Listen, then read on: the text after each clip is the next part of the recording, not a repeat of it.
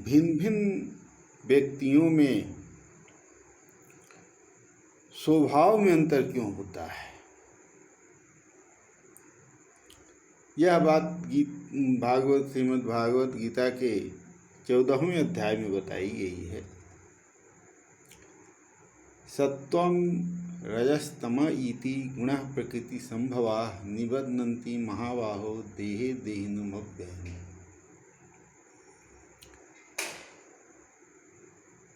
भगवान बता रहे हैं कि हे अर्जुन, सत्वगुण, रजोगुण और तमोगुण, ये प्रकृति से उत्पन्न तीनों गुण अविनाशी जीवात्मा को शरीर में बांधते हैं। सभी जीवों में स्वाभाविक रूप से जन्म के साथ ही ये तीनों गुण रहते हैं। इन्हीं तीनों गुणों के कारण मनुष्य में अच्छा या बुरा कर्म करने की प्रवृत्ति उत्पन्न होती है। किसी व्यक्ति में सत्व गुण ज़्यादा होता है, किसी व्यक्ति में रजोगुण ज़्यादा होता है, तो किसी व्यक्ति में तमोगुण ज़्यादा होता है। किसी व्यक्ति में तीनों गुण समान होते हैं। कोई ऐसा भी होता है जिसमें कोई भी गुण नहीं रहता है, वह व्यक्ति परमहंस हो जाता है। जिस व्यक्ति में तीनों गुणों में कोई भी नहीं रहता है, वह संसार से उदासीन हो जाता है। उसे किसी भी व्यक्ति से न प्रेम रहता है न द्वेष। वह व्यक्ति न तो किसी का कल्याण करना चाहता है, न किसी को कष्ट देना चाहता है। किसी को आनंद मग्न देखकर उसे न खुशी होती है न ईर्ष्या। किसी को कष्ट में रोते हुए देखकर भी उसे न कष्ट होता है न खुशी। यहाँ विचारणीय प्रश्न ये है कि देह ये जीवात्मा को ये गुण कैसे बांधते हैं शरीर से। मनुष्य में सत्वगुण, रजोगुण, तमोगुण, इन्हीं गुणों के कारण मनुष्य किसी न किसी व्यक्ति के संपर्क में रहता है। किसी को अपना कहता है और उसका कल्याण करना चाहता है। किसी को दुश्मन मानता है, उसका हित करना चाहता है। किसी से उसको द्वेष रहता है, वैमनस्य की भावना आ जाती है। इन्हीं तीनों गुणों के कारण मनुष्य में ऐसी प्रवृत्ति देखने को मिलता है। ग्रामीण क्षेत्रों में देखते हैं, लोग बैठ जाते हैं एक जगह और किसी व्यक्ति के बारे में बातचीत करते हैं। प्राय लोग एक दूसरे की आलोचना करते रहते हैं। एक व्यक्ति दूसरे व्यक्ति की विकास को देखकर द्वेष करते हैं, उसको बाधा देने की कोशिश करते हैं। ईर्ष्या की भावना इतनी तीव्र हो जाती है कि रात दिन दूसरे के अनिष्ट करने की सोच के कारण नींद नहीं आती है। लगातार नींद नहीं आने के कारण पाचन शक्ति कमज़ोर हो जाती है, जिससे अनेकों बीमारियां उत्पन्न हो जाती है। अतः प्रत्येक व्यक्ति को इन तीनों गुणों को शांत करने की कोशिश करनी चाहिए, ताकि शांति, सुख की प्राप्ति हो सके। इसलिए कहा जाता है, न काहू से दोस्ती, ना काहू से द्वेष।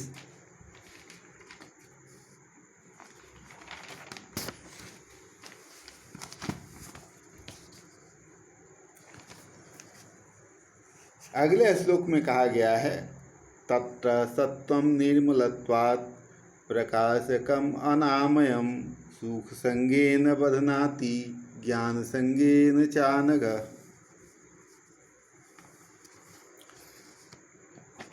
सत्वगुण की बात बताई जा रही है कि तीनों गुणों में सत्वगुण तो निर्मल होने के कारण प्रकाश करने वाला और विकार रहित है।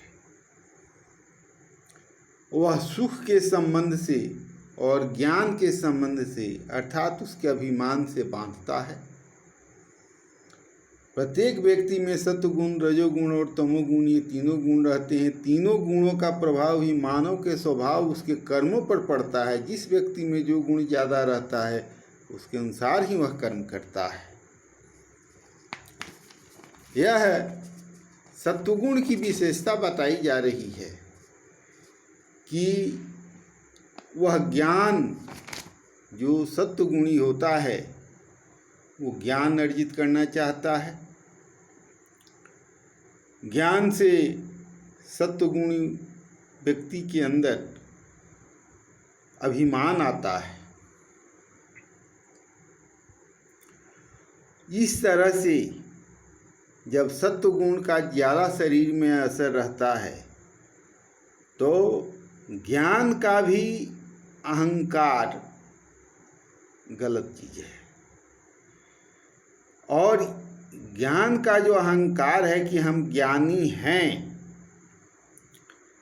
इस जीवात्मा को, इस शरीर में रहने वाले प्राण को इस शरीर से वो बांधता है, क्योंकि उसके अंदर ये अहंकार रहता है, ये घमंड रहता है कि मैंने अध्ययन किया है, मुझको ज्ञान है। परिणाम ये होता है कि वो कुछ करता है तो उसे कर्म में आसक्ति हो जाती है। जो सत्वगुणी होता है वो ज्ञान अर्जित करना चाहता है, उसके अंदर अभिमान की भावना आ जाती है और वह व्यक्ति सुखी रहना चाहता है। वह व्यक्ति किसी से द्वेष और जलन तो नहीं करता, लेकिन अपने अधिक से अधिक ज्ञान अर्जित करें, अधिक से अधिक धन कमाएं और अधिक से अधिक शारीरिक सुख भोगें, वो ये चिंता करते रहता है। यही सत्वगुणी व्यक्ति का प्रभाव है। सत्वगुणी व्यक्ति कुछ ऐसा करना चाहता है जिससे उसका नाम जस समाज में बना रहे, वो अपना नाम अमर करना चाहता है। उसे अपने कार्य से लगाव रहता है। किसी भी व्यक्ति या समूह से उसे किसी भी प्रकार का ईर्ष्या द्वेष कुछ भी नहीं रहता। वह ज्ञान अर्जन करता है, वह सुख चाहता है। सुख की आकांक्षा उसे शरीर से बांधता है। शरीर से बांधने का क्या अर्थ है? कोई भी व्यक्ति मरना नहीं चाहता, दुखी होना नहीं चाहता, उसे अपने शरीर से प्रेम करता है। इस प्रकार सत्वगुण व्यक्ति को उसके ज्ञान से, गुण से बांधता है। यानी मुक्ति पाने के लिए सत्वगुण भी नहीं है। जब तक मानव में एक भी गुण रहता है तब तक उसे संसार से वैराग्य संभव नहीं है। बिना वैराग्य के जन्म मरण से छुटकारा संभव नहीं है। मृत्यु के समय मनुष्य जो याद करता है, जिसे स्मरण करता है, अगले जन्म में उसी योनि में जन्म लेता है। यानी जन्म मरण से छुटकारा नहीं मिल पाता है। सत्वगुणी मनुष्य संसार में रहकर सुख भोगना चाहता है, उसे ज्ञान का अहंकार हो जाता है। रजोरागात्मकं विधि तृष्णा संग समुद्भवम् तन्निबध्नाति कौन्तेय कर्म संगेन देहिनम्। हे अर्जुन, राग रूप रजोगुण को कामना और आसक्ति से उत्पन्न जानो। वह इस जीवात्मा को कर्मों और उसके फल के संबंध से बांधता है। मन में जब कामना और किए जाने वाले कर्मों के प्रति आसक्ति उत्पन्न हो जाती है तब उसे रजोगुण कहा जाता है। कर्मों एवं फलासक्ति को ही राग कहा जाता है। जब किसी व्यक्ति या वस्तु के प्रति आसक्ति हो जाती है तब मनुष्य में रजोगुण की वृद्धि हो जाती है। जिस व्यक्ति में रजोगुण ज़्यादा रहता है वह कार्य करता है, मेहनत करता है कि हम अपने पौरुष के बल पर, हम अपने शक्ति के बल पर हम कुछ करेंगे और उसके अंदर ये अहंकार रहता है कि मैं कर रहा हूँ। इस तरह से रजोगुण का जिस व्यक्ति में ज़्यादा प्रभाव रहता है वह मेहनत करता है, परिश्रम करता है और जो कार्य करता है उस कार्य से उसका लगाव रहता है। उसके बाद तमोगुण की बात आती है। तमसस्त्व ज्ञानजम विधि मोहनम सर्वदेहिनम प्रमादालस्य निद्रावे तन्निबध्नाति भारत। हे अर्जुन, सब देहाभिमानियों को मोहित करने वाला तमोगुण को तो अज्ञान से उत्पन्न जान। वह इस जीवात्मा को प्रमाद, आलस्य और निद्रा के द्वारा बांधता है। एक महात्मा जी कहते हैं, मैं निद्रा का, भोजन का, शरीर के आराम का आनंद न लूँगा तो साधु बनने से क्या फ़ायदा। तमोगुणी हमेशा यही सोचते रहता है। तमोगुणी व्यक्ति का लक्षण यह है कि वह अहंकारी होता है, किसी भी कार्य को करने में आलस्य करता है, अधिक से अधिक समय निद्रा में व्यतीत करता है। जब किसी व्यक्ति में यह लक्षण दिखे तब यह समझना चाहिए कि उसके शरीर में तमोगुण की वृद्धि हो रही है, उसे अपने बल पौरुष का अहंकार होता है। यही उसकी अज्ञानता का द्योतक है। अर्जुन को भी अपने ज्ञान का अहंकार था। वे सर्वदा यही सोचते थे कि मैं सबसे बड़ा साधक हूँ, मैंने धनुर्विद्या में साधना किया है, मेरी अनेकों उपलब्धियाँ है। इसी का उन्हें अहंकार था। जब कृष्ण भगवान स्वधाम चले गए, अर्जुन समाचार लेने गए थे। क्या हुआ, प्रभु अपनी लीला स्मरण करके गोलोक धाम पधार गए। लौटते समय कृष्ण भगवान की पत्नियां उनसे आग्रह की, हमें अपने घर छोड़ दीजिए, हम लोग यहाँ अकेली कैसे रहेंगी, हमें वृंदावन पहुँचा दीजिए। सभी नारियों को साथ लेकर द्वारका से वृंदावन को चल दिए। रास्ते में जंगली गोपों ने छेड़छाड़ करना शुरू कर दिया। अहंकार बस अर्जुन बोले, तुम लोग मुझे नहीं जानते हो, मैं अर्जुन हूँ, तुम लोगों को मार डालूँगा। बाण चलाने के लिए तरकस में हाथ बढ़ाए, परंतु एक भी बाण नहीं निकला। सभी नारियों को जंगली गोप लूट करके ले करके चले गए। तब उन्हें ज्ञान हुआ कि मैं नहीं, मेरी सफलता के पीछे कृष्ण भगवान का हाथ था। तमोगुण के कारण उनके मन में अहंकार था।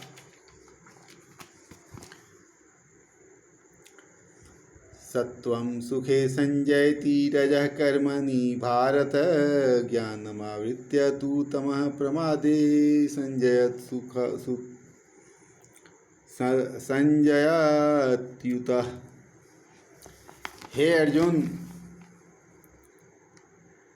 सत्वगुण सुख में लगाता है, रजोगुण कर्म में तथा तमोगुण तो ज्ञान को दबाकर प्रमाद में भी लगाता, ज्ञान को ढक कर प्रमाद में भी लगाता है।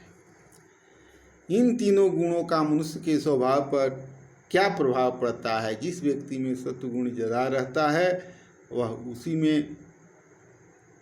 वह सुखी रहना चाहता है। उसको किसी व्यक्ति से अथवा समाज से कोई विशेष मतलब नहीं रहता, वह अपने आप में मग्न रहता है। उसके जीवन का एकमात्र उद्देश्य सुखी रहना ही रहता है।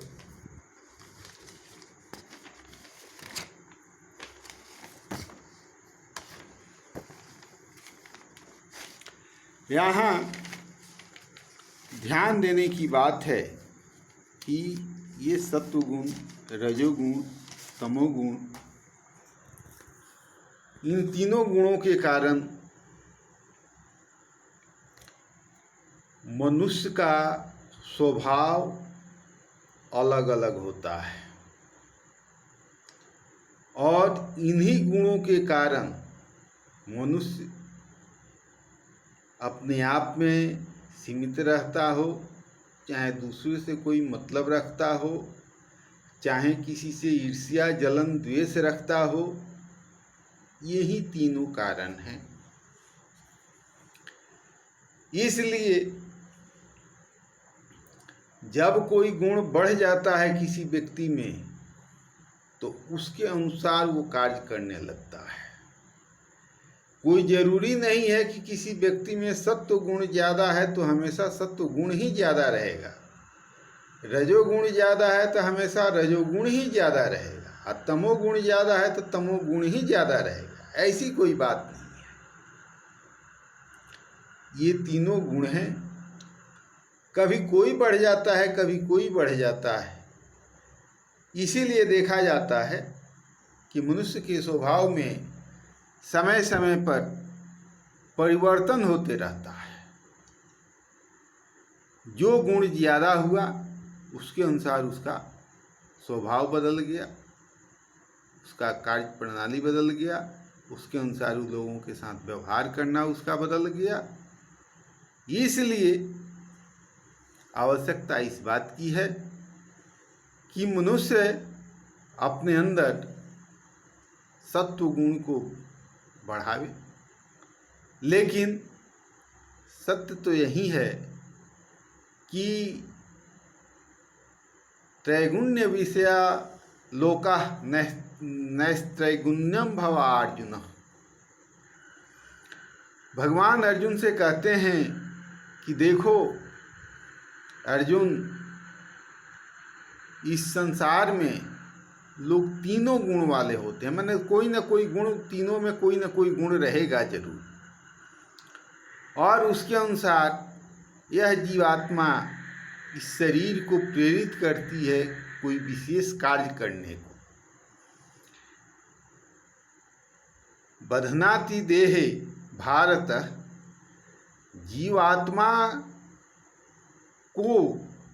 जीवात्मा इस शरीर को बांधती है, उसके कर्मों से बांधती है, उसके व्यवहार से उसको बांधती है। इसलिए मनुष्य को तीनों में कोई गुण नहीं रहना चाहिए।